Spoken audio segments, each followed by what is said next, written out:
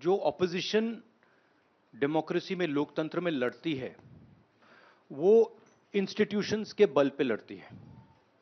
मतलब जो देश का लीगल स्ट्रक्चर होता है, जुडिशियल स्ट्रक्चर होता है, जो देश का इलेक्टोरल स्ट्रक्चर होता है, जो देश की मीडिया होती है, उसके बल पर ऑपोजिशन खड़ी होती है।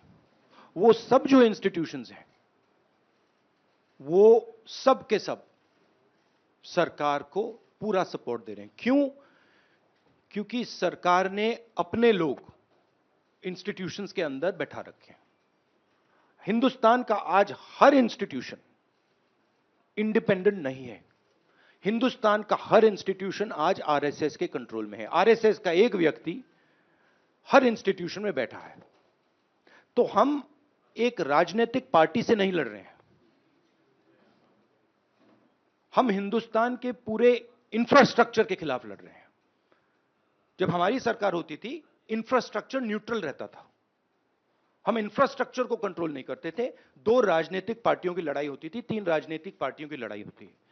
आज इंफ्रास्ट्रक्चर सरकार का पूरा एक पार्टी के साथ है। फाइनेंशियल इंफ्रास्ट्रक्चर उनके साथ है। अगर कोई दूसरी पॉलिटिकल पार्टी को सपोर्ट करना चाहे, उस पर ईडी लगा दी जाती है, सीबीआई लगा दी जाती है, धमकाया जाता है, डराया जाता है। तो फाइनेंशियली मोनोपोली है बीजेपी की, आरएसएस की, इंस्टीट्यूशनली मोनोपोली है।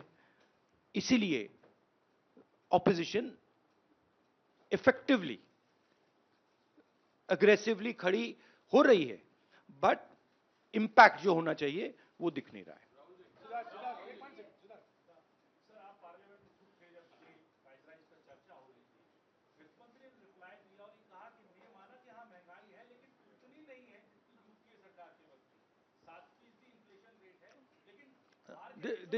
This is just complete nonsense.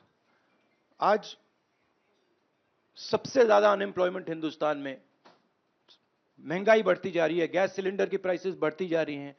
पता नहीं, शायद मतलब फाइनेंस मिनिस्टर को मतलब ये आंकड़े दिख ही नहीं रहे हैं, या उनको बताया गया है कि बस बोलते जाइए, बट ये रियलिटी नहीं है। आप किसी भी कस्बे में चले जाइए, किसी भी गांव में चले जाइए, किसी भी शहर में चले जाइए, पूछिए महंगाई की क्या हालत है, आपको बताएंगे कि सबसे ज्यादा आज महंगाई है। तो देखिए, रियलिटी एक है और परसेप्शन एक बनाया जाता है। ठीक है,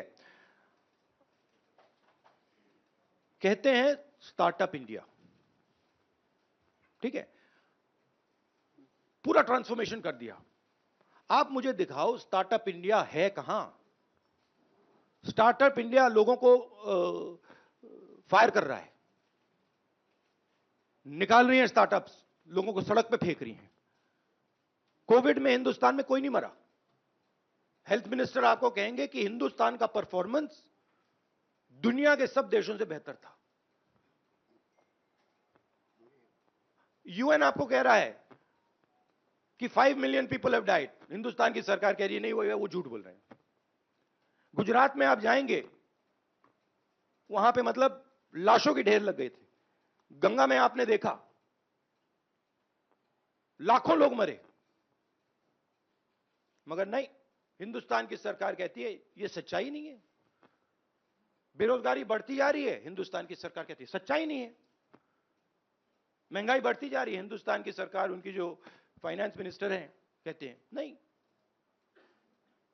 पूरा कम्युनिकेशन स्ट्रक्चर उनके हाथ में।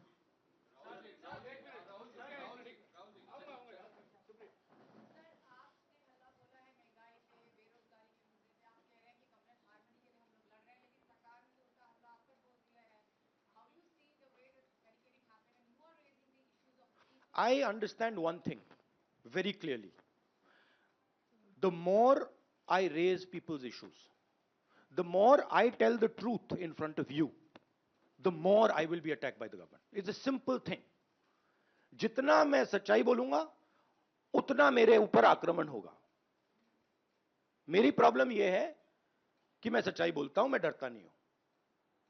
तो मैं अपना काम करूंगा, लोकतंत्र के लिए खड़े होने का काम करूंगा, महंगाई का मुद्दा उठाने का काम करूंगा, बेरोजगारी का मुद्दा उठाने का काम करूंगा और मेरे ऊपर और आक्रमण होंगे।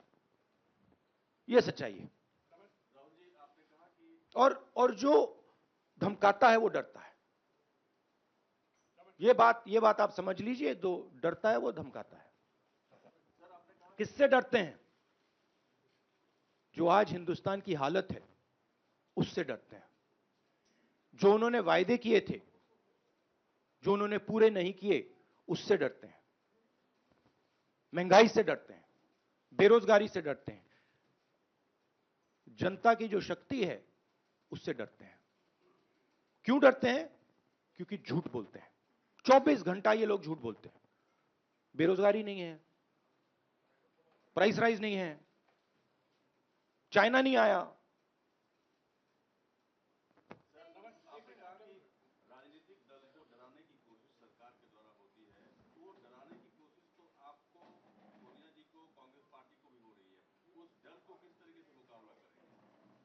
डर है ही नहीं, मुकाबला करने की क्या जरूरत है ही नहीं डर। किस चीज से डरना? डर नहीं।